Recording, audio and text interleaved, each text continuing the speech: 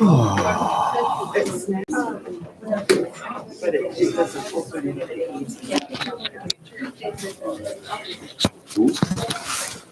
right, we got a few minutes yet. I don't know. One of the difficulties in today's world is where you get your news from. And there's a couple alternative news sites, Newsmax.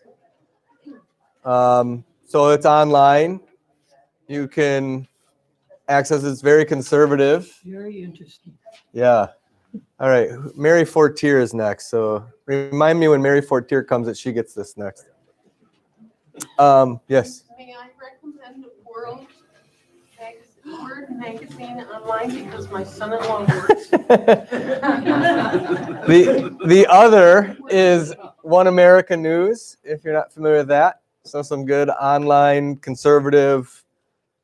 I think it's helpful to figure out where can you get good news sources from. Other than kind of the mainstream, there's some good alternatives to it. I still like Tucker a lot. He's enjoyable. But if you're looking for that, I would do that. Otherwise, online, there's some other good, like, actual news sites that don't have news broadcasts. Newsmax and One America News actually have, like, ongoing news broadcasting. The Federalist online is really good. Yeah.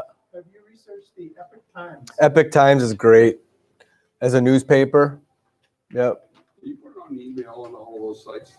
Do I what? Can you just put out an email to all of us on those sites, please? Want that written down? Sure, Len. Do I trust you? You're gonna. Yeah, I can get it on email. Just got to remind me. If you haven't noticed, one of my, I have superpowers, but one of my kryptonites is remembering to do stuff like that when I'm asked. So I need reminders. All right, let's pray and then social justice. Father, I do ask that you would help us to have a desire to learn, to grow, to figure out what is true and right and honorable before you and what isn't. And so, God, give us discernment, this very neglected gift. Help us to be discerning, to be innocent as doves in this world and yet shrewd as snakes, to understand the world around us and be able to engage in it for your glory in a way that does bring you glory, that does have faith and love and courage. And so, God, help us there. Help us to neither be kind of hands off and just despairing and so giving up on it, nor kind of overly triumphalistic, that we would have a good balance of just faith and faithfulness. And so, God, please help us. In Jesus' name, amen. All right. So where I'm at with the election is I'm also kind of tired of it. And I think maybe that's part of the game. Just to drag it on out so that we kind of all get sick of it. And well, I don't think we should do that. We need to be engaged as Christians. I'm sad. I think seeing Trump lose, and I'm mainly sad for the church because I think religious liberty, free speech is going to take a hit. Jeremy, is it really over? I don't know if it's over. I have no idea. About the story of Saul. I just think we as Christians need to be really careful about what is true. We shouldn't jump on false reports until they're proven. I know there's lots of information out there, but we have to be careful to not just get in kind of the conservative echo chamber and jump on with unsubstantiated news reports. I think we do have to be careful. So is it over? I don't know. Saul? Oh, yeah, how he turned him? Sure. Heck yeah. He appointed him because the people asked for him, but then he rejected them. Yeah. If we were vigilant in prayer before, we need to be even more. Yeah, that's one of the main things I'm going to say in the sermon is let's be very prayerful. Prayerful if there are shenanigans going on that be brought in the light. We should be praying. So that what we're talking about in this class is very important for all these reasons.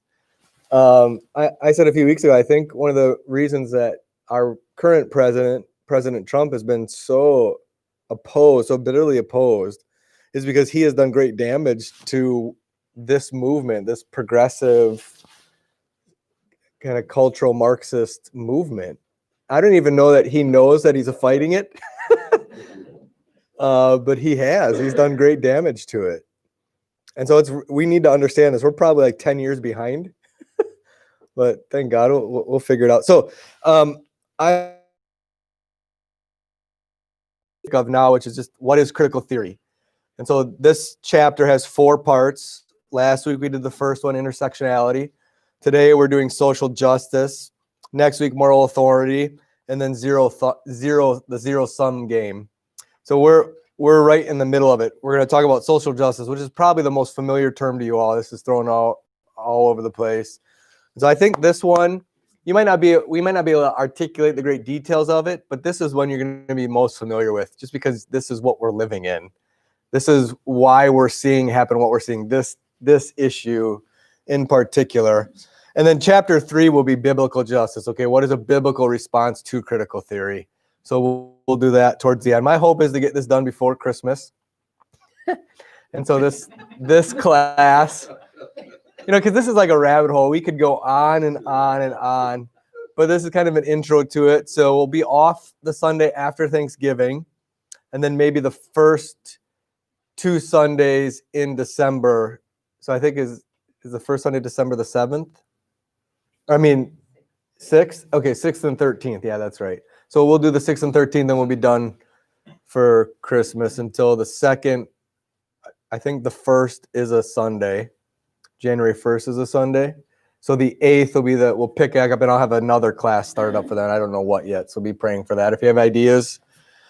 My class will typically be a topical one. Pastor Jeff's class is going to be the family-friendly one. They're doing the Lord's Prayer, and that will go on into the 2nd semester.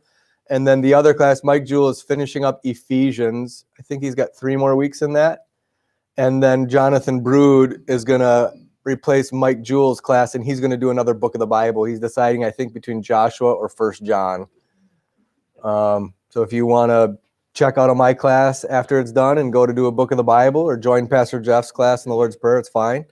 So that's where we're going with Sunday school. All right, so a little bit of a preview here.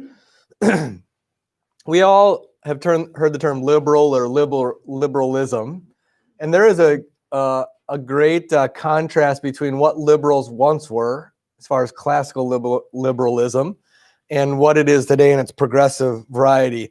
And that's important when we think about social justice. Social justice wasn't a major plank in classical liberalism. It is the central plank in progressive liberalism. So by classical liberalism, what we mean is those generations ago who at the heart of why they called themselves liberals was this individual liberty within God's moral law. Classical liberalism is typically what we describe as conservatism today.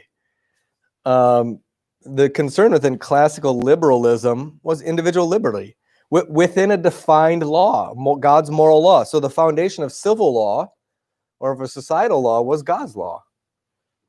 And so there was a desire for equality in regards to the law. No one was above it. No one was below it. We're all equal before the law. Second, then, was economic liberty.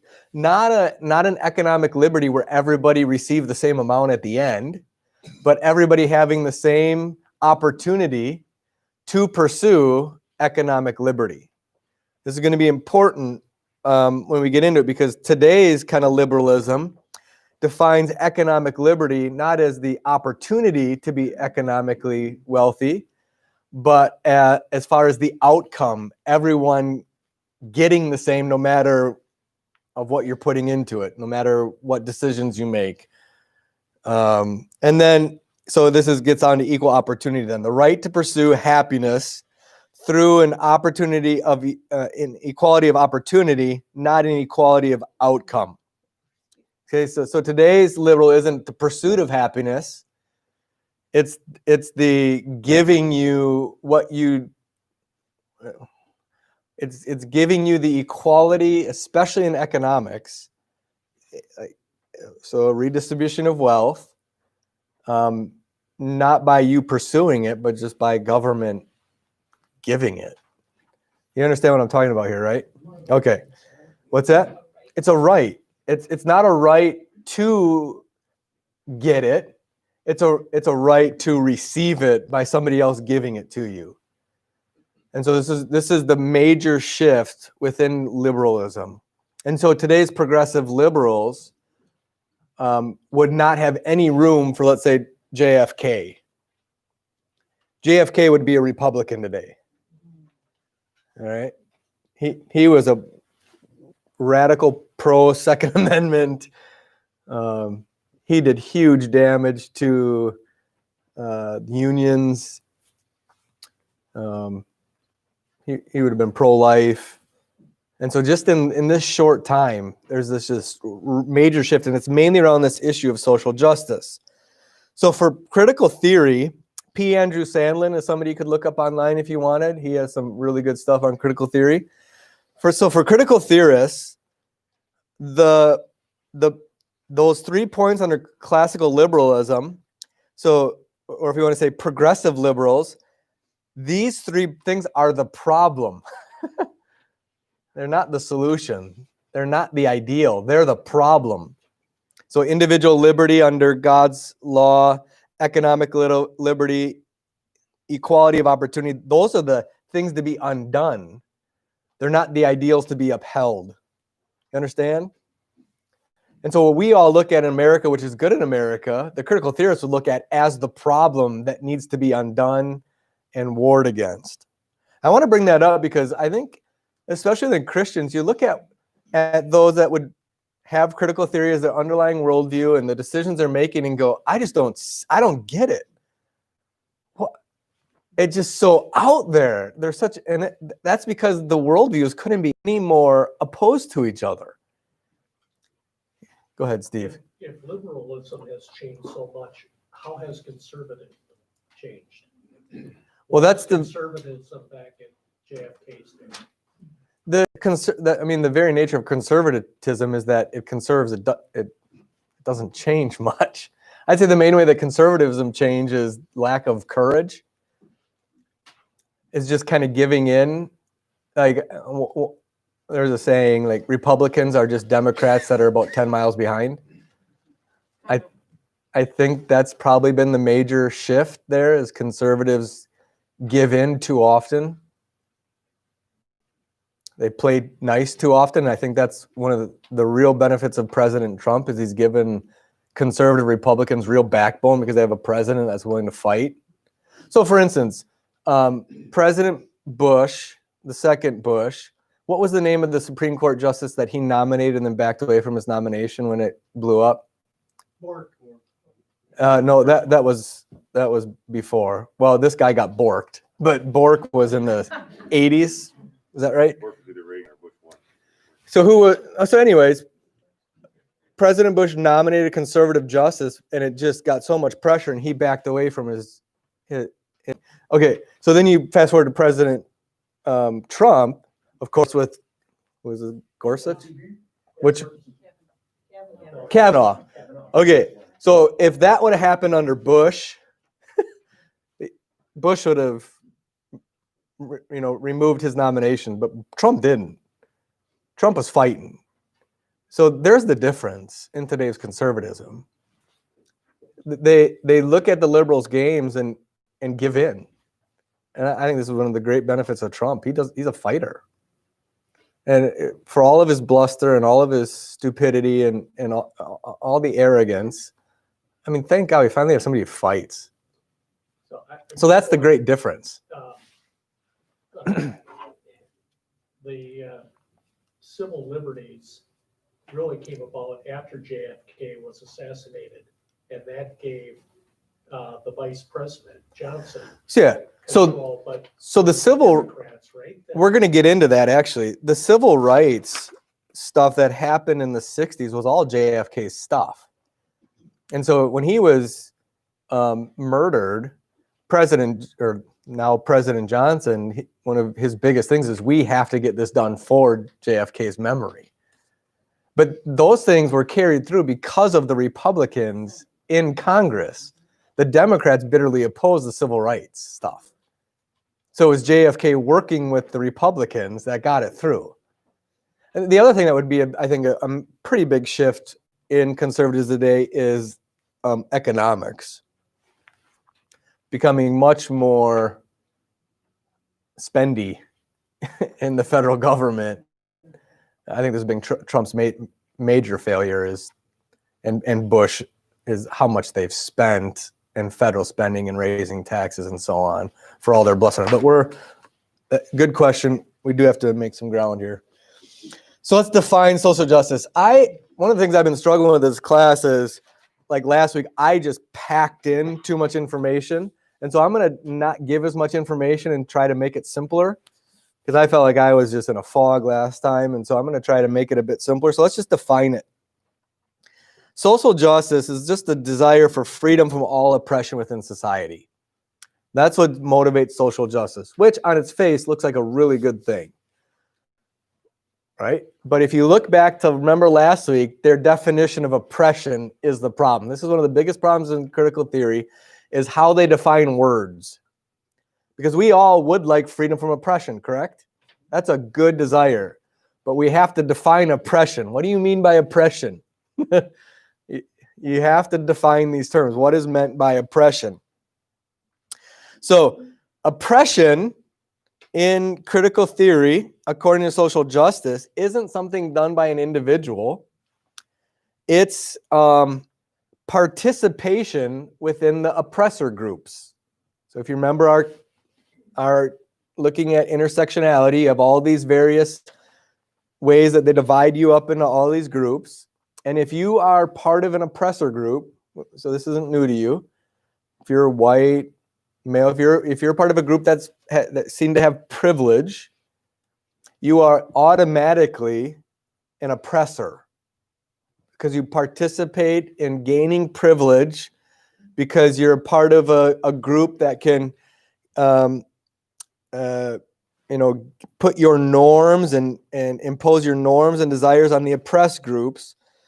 And so the definition of oppression isn't Officer Chauvin oppressing what's the man's name who was killed in Minneapolis? Floyd. Like that is oppression, but that's just the result of the oppressor classes putting down the oppressed classes. So this is going to be really important. One of the things that you and I struggle with, and I heard conservatives all over saying it, why would you burn down cities because one man was treated unjustly, right? Have you struggled with that question? It's a huge question. But that betrays our lack of understanding completely into the social justice mindset, into the worldview. Okay, Shelby Steele gets at this really good. I've recommended this book. I recommend it highly. He's not a Christian. There's a little bit of language in it, but you would get a much better understanding of the worldview of a critical theory. It's very readable, and it nails it. So I just want to read a section of it. I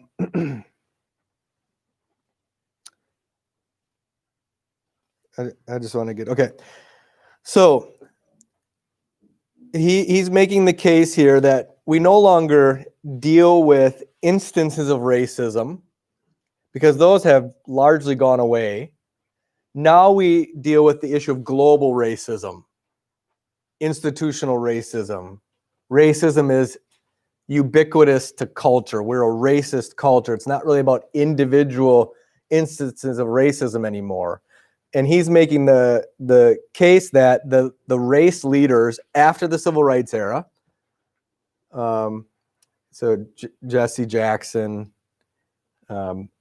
people of that ilk, they're not dealing with instances of racism anymore. They're propagating that our country is founded on racism. You understand the difference, right? It's not so much a concern that Kurt is a racist.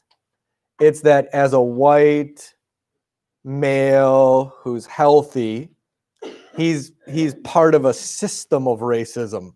So here it is. This is why one black man being beaten by police in Los Angeles, what was his name? Rodney King, right? Could trigger a massive riot in which 60 people were killed. Okay, and we look at that and go, that doesn't make any sense at all. But that makes total sense to somebody who's committed to this ideology. Why? By the terms of global racism, one racist incident proves the global racism. One racist incident proves systemic racism. And the rioters themselves, having absorbed global racism or intersectionality, right? Having absorbed global racism as a theme of racial identity, launched a riot to the scale of systemic racism rather than the scale of the single racist event. Okay? Right? Assuming that Rodney King's beating was in fact motivated by racism. So you see one racist event or potentially racist event, you immediately see it that it has to be motivated by racism because there was cops, some who were white, beating a black man. So there's automatically an indictment of guilt, assumed guilt, and that one racist incident is just proof that the whole system's racist. So we have to respond to the global rather than the individual event. So you understand what I'm saying? So it's the tip of the iceberg. So George Floyd's killing is just assumed evidence again that the whole system is corrupt, that the whole system is oppression and unjust. And so you burn down cities, right? And I know that you like that's upsetting to you, but if we're going to understand, and if we're going to have, even though we can't agree with that, I think we should have some sympathetic understanding with it of why the response has been what it was to what has happened, why Black Lives Matter when the guy in Ferguson was killed. Why did this happen? Because they just see that, they don't see it as the individual event. They see it as indicative coming from a whole system that's given to oppression. Yeah, go ahead, Kurt. Just to clarify this in my mind, I think are the whites the only oppressors? I mean, if you have a black guy that beats a Hispanic guy, I mean, is there any recognition of or attempted recognition of that as being racist? All right. So Kurt's asking, are whites only then oppressed, or are whites then only racist? And if it were reversed, it was a black cop beating or seemingly killing a white guy, and you don't know the circumstances, do you automatically assume racism? No. And here's why. I'm going to take this off the board here a second. This is the key, right? Why is this the key to what's going on? Right? Because anybody, by their definition, below this line doesn't participate in the oppressor groups and therefore cannot be racist because they don't have the power, they don't have the moral, they don't have the systems. It's only those who live us, particularly in the issue of race. This is. But they label police in general, apart from race, as racist. Yeah, because police are run by white people in general, or at least they assume to. And so they're just a part of the system of oppression. They're part of imposing the norms and values of the oppressor groups, white, male particularly. And so they're automatically a privileged group. And that's why they see them, black police officers, as sellouts. Exactly. And so that's been, I think, did I recommend to you, what the heck's the name of it? There is a, I'll think of it. There's a, well, you're like Candace Owens, you're familiar with her probably. There was a documentary put out recently, last couple of months. Shoot, why can't I think of the name of it? Manny and I just watched it a couple of nights ago. Uncle Tom. Yeah, Uncle Tom. I'd encourage you to watch that. They follow Black conservative people and the vitriol and how they are just destroyed. And Anybody who's seen participating with the oppressor groups is automatically counted in them, even if they have all of the oppression groups in their actual makeup. So let's unlock this a little bit. Some key ideas that unlock this idea of cultural or social justice. All right. So social justice then wants to bring freedom from those oppressor groups for the oppressed. And so it isn't about individual acts of oppression. It's about the whole system. And how are they going to do that? What do they understand this to be? So this is what we're dealing with, social justice. So celebrating. What social justice wants to accomplish it's not just enough for those in the oppressor classes to just stop doing oppression. It's just not enough for you to agree with their terms. You have to get on board with this idea. You have to become a celebrator of it. So you've seen this. Well, the movement of freedom appeared in the demand for recognition for the enslaved and oppressed. So it's not enough that you just stop being an oppressor. You have to recognize and agree with and celebrate what critical theorists, what social justice warriors want. So it's not just enough to not be racist. You have to be an aggressively anti-racist. Okay, so it's more than mere recognition. Social justice requires complete agreement, celebration, and partnership in working towards the aims of critical theory. So where have you seen this? You've seen this in let's say, florists or bakers, when they won't make a cake for a gay wedding. Right? It's not enough for them just to say, I'm just not going to do it. Right? Why? Because there is a demand for recognition that the gay marriage is as much a marriage as a straight marriage, and that you be a part of the celebrating of it. And if you won't be a part of the celebrating of it, you're on the oppressor class, and we are going to destroy you. We're going to take your life, take your business, because you are propagating an evil in this culture. You're part of a system that you don't realize, and if you won't bow, if you won't be a part of it, you won't celebrate. So again, it isn't just enough to just be quiet about it. This is, I think, one of the main reasons Christians should get involved in politics. Because it's either you're with us or you're against us. They get it. They take Jesus' words. He who's for me is not against me. But if you're against me, you're not for me. Take a knee and apologize or do whatever. Well, and that, like you got outlined here, the definition of oppression is completely twisted, because that's not being oppressive, that's just disagreeing. So disagreeing with someone doesn't mean you're oppressing them. Nope. It just means you're disagreeing. Yeah, and so this is the real nefarious part of this. Because you won't celebrate and join, you're going to experience the oppression. So they become what they hate. In the name of social justice, radical injustice actually takes place. This is what happened, if I remember last week I said it, this is what happened during Lenin's rise and Stalin's rise. The very thing that were motivating them, social justice, they used the language of social justice all over. They became the most pervasive, unjust oppressors in the history of the world, with a concern for social justice. So Roger's right onto it. All right, equality of outcome. That's the second main key to social justice. So it is a demand for equal representation in all groups of society. Jordan Peterson, the Canadian psychologist, philosopher, gets this probably better than anybody, especially in the area of feminism. So feminism demands not just that women be treated equally as men under the law, but that women be represented in all areas of society equal to men.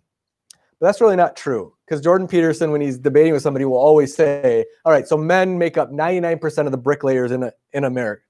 So should 50% of those jobs go to women? Because feminists aren't fighting for that. They're just fighting for those positions of highest power, equal representation, government and business in particular.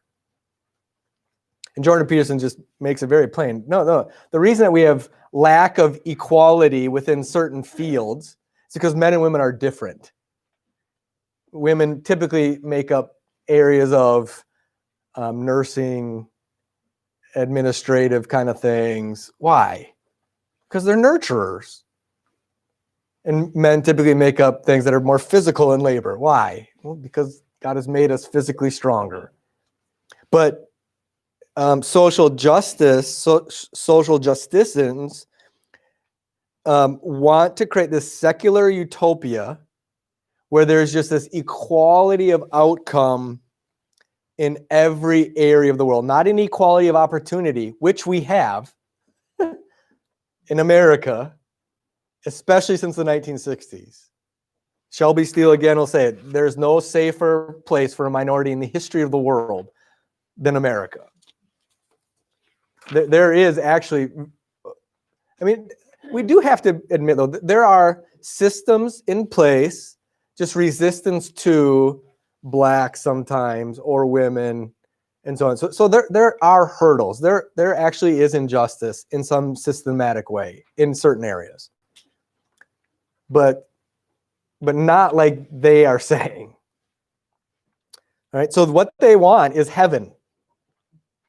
They want it now and here, based particularly on government laws and regulations to tip the scales in favor of the oppressed group. So Title IX, this kind of stuff.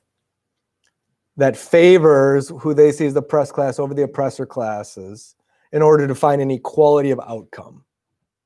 Right? So I think you see this. You see this happening all over.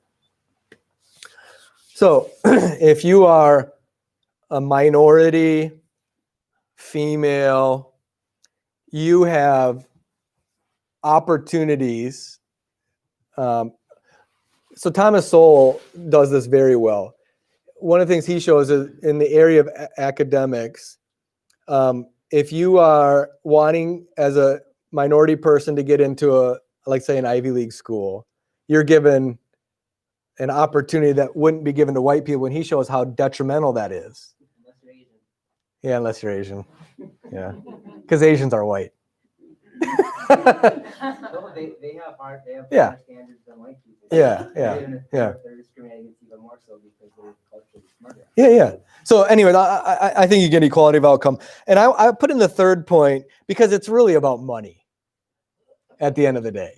All of that, what we're talking about, especially in the equality of outcome, it's not just equality of outcome as far as women or gays or whatever making up 50% of whatever thing we're talking about. It ultimately boils down to money.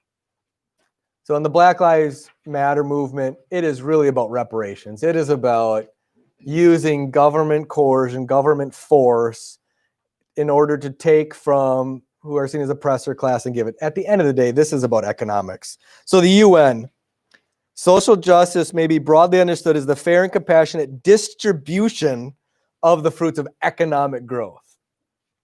Or the Center for Economic and Social Justice. Social justice encompasses economic justice. And what they mean by economic justice. So again, careful with terms. That sounds good. If you work for it, you get it. Yeah, well, yeah, if that's what they meant. What do they mean by economic justice? Same for all. On the end of the, not on the beginning, on the end. So they use terms in really slippery ways. And I think one of the things that's happening in America, it's not, I think. People don't think. They don't engage things with any kind of discernment or critical engagement. They read that and go, yeah, who could be against that? Right? Now, where does this get ground in the church? This gets ground in our kind of churches, mainly on the male-female issue. And so I've heard it 100 times since I've been a pastor. We need women to be able to speak into the elders. We need a female's perspective in the elders.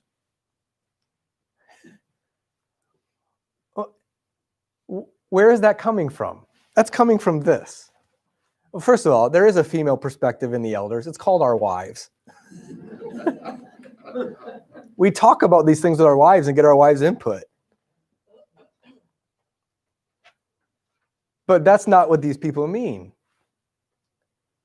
And so Elmbrook has for decades had women involved in their elder board. They've just lied about it. They call them liaisons to the elders.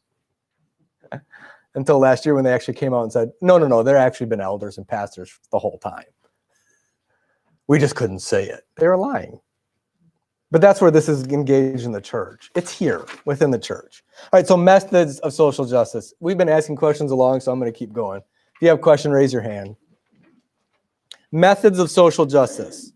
So again, this is not going to be nothing new to you. You've been living this. You're involved in this. I mean, not involved in it like you're participating in it, but so how are they going to accomplish these goals of celebrating equality of outcome and especially in economics? How? Well, first, we've already talked about long march through the institutions.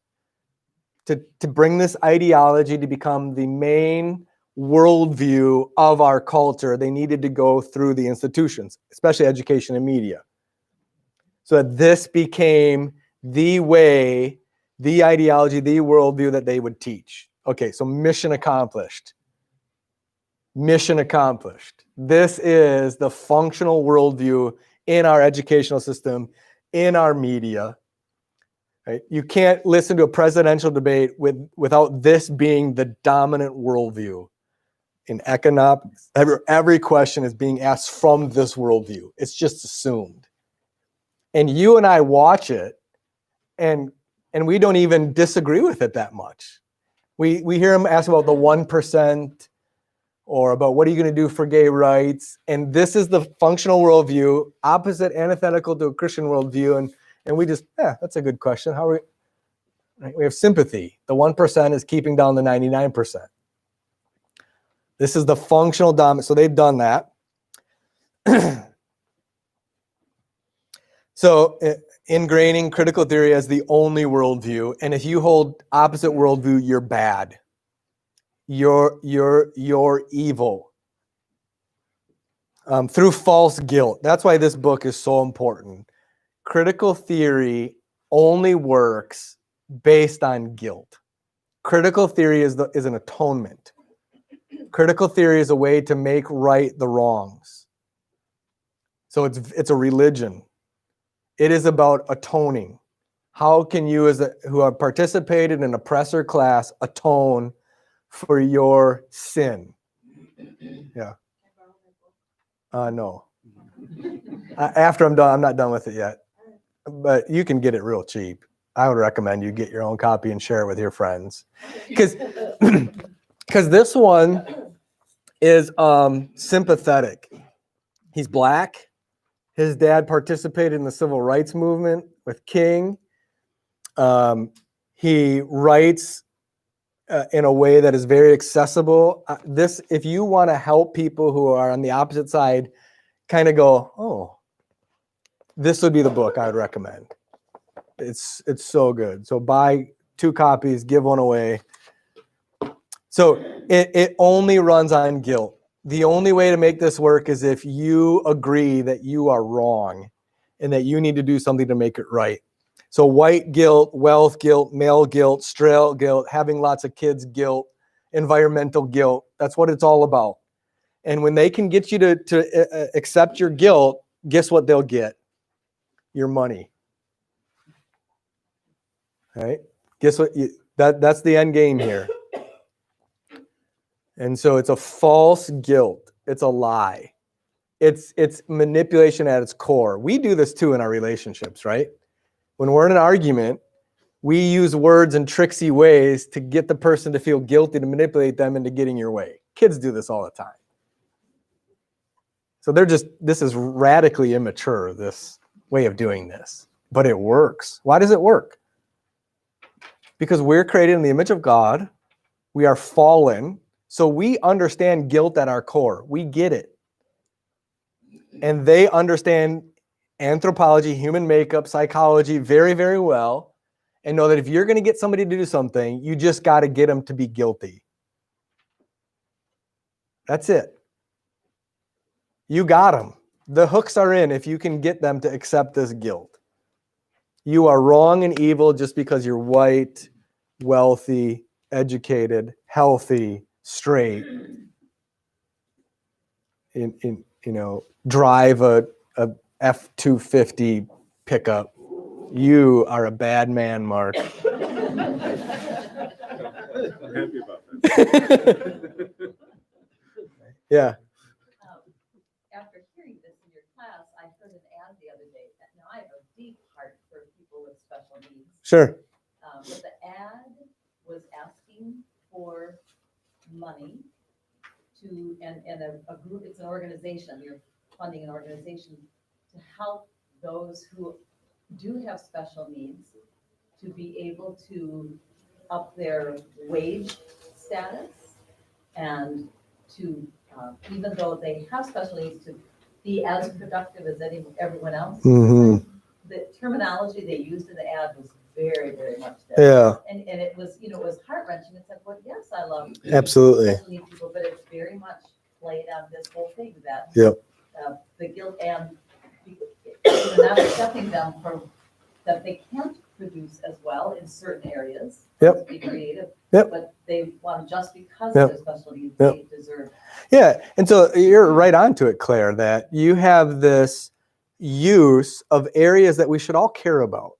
So all of these areas, race, economics, sex, children, the environment, these are all very important issues that we should care about.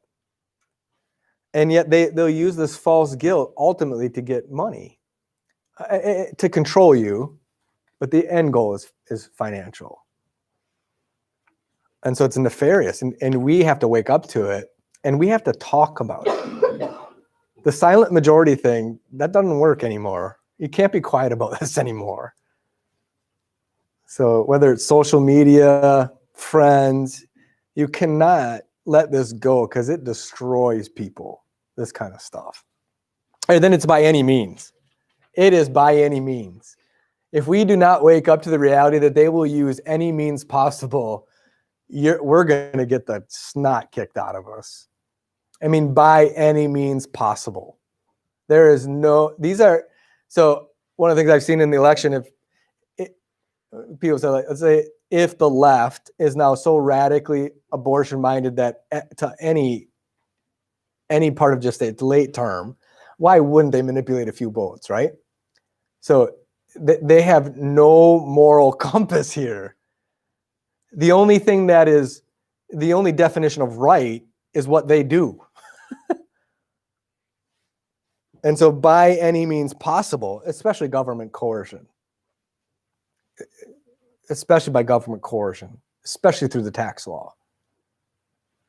So our tax code and penal code, I mean, it's so long that somebody said you're committing 2 or 3 felonies every day because they can get you at any time, right? So you've done something against a law that you don't have any idea about, and that's read in a way that doesn't make any sense. They'll get you. This is how it happens. This is how it happens by any means. And so, and ultimately destroying the most important institutions of Western culture. So Black Lives Matter, before they took it down, had their core planks on their website, right? And one of the core planks was the removal of the nuclear family. And then they realized that's probably not good to put out there publicly. Let's take that off our website. Why? Because the way that they win is by destroying the church, the family, and an exaltation of the government as the be-all, end-all, everything. The government is the god of our age. And so ultimately through government coercion. All right, so we're almost out of time. How can we think positively about it? Yeah, justice should be a central biblical concern, but we need to define it biblically. We should care about justice as Christians. We should care about oppression where it really matters. I think one of the things that can happen is we get so sick of any talk of racism or justice that we just don't even want to think about it anymore. But there is actually real injustice in our world. There is injustice against women. There is injustice against the poor. And we should care about those things. And so don't get so sick of this language that you just don't engage with it anymore. The term justice has lost all meaning in our world, but we have to, as Christians, be really careful to work for justice for those who are actually oppressed. So Second, and freedom should be a central goal. Their whole underlying commitment and social justice is freedom. We should care about freedom. But freedom to pursue happiness, not freedom of guaranteed outcome. And the ultimate freedom comes in Christ only. It is a freedom from sin and from enslavement to our flesh, and freedom from hell and the devil and the world. And so Christians need to care about this. We need to preach the gospel. We need to call sinners to repentance. And there is no more wicked thing for you to do than to tell somebody that they are under the wrath of God and going to hell. Because this is all materialism. There's no spiritual. There's no eternal. All right, so we've already talked about the negatives. I don't need to go through that. We have a couple of minutes. Any one or two last questions? Claire? This is going back to the intersectionality part. Okay. I did watch the Southern Baptist Convention thing, and my question is, how do Christians anticipate using that as a tool? I don't know. I think what they mean, well, how do I anticipate them using it as a tool? You mean legitimately? They kept saying, this is just going to be a tool. I think that, okay, so I think they're liars. I think they want to use it as a tool, but they want to use it as a tool of coercion. But if I was going to give them the benefit of the doubt, I think what they mean is they want to use it as a tool in the sense of like counseling and pastoral care to really understand you, Claire, to understand where you fit in here, and to really care for you, to figure out where do you fall in the spectrum, which means then helps me to understand how I can minister to you. But at the end of the day, it really isn't. This matters. Like, it's like the 5 love languages. I have some real problems with that, but overall, it's a helpful thing to understand how my wife receives, loves, and understand love, and to try to love her like that. I think that's what they're trying to say. I think they're absolute liars. I think they're trying to use this as a tool to oppress the church and get the radical agenda in the church. So she was asking in the Southern Baptist denomination that I'm saying this for the people on the live stream. The documentary, what was the name? By What Standard, that was put out that I recommended. So the Southern Baptist denomination voted this in as a helpful tool to evaluate in the church. And she asking, what did they mean? Yeah. Christian isn't up there. Oh, there is a religious one up here. Well, Jews or non-Jews. Yeah. Yeah. But that's really a broad area. Yeah. One last question. Anybody? Just making a comment on where abortion is going, and the church just sent that out not too long ago about in the Netherlands that children can be euthanized up to the age of 12 if they have physical, mental disabilities.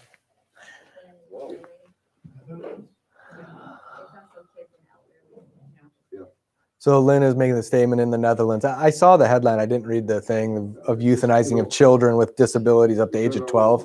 My gosh. Yeah. Yep. All right. Thanks, everybody. Thanks for your participation in this. So we will be off the Sunday after Thanksgiving, just to get that on your calendar, and then we'll probably have 2 more after that. All right. Thanks. Do you think the Netherlands let you do it like they do? Could be helpful.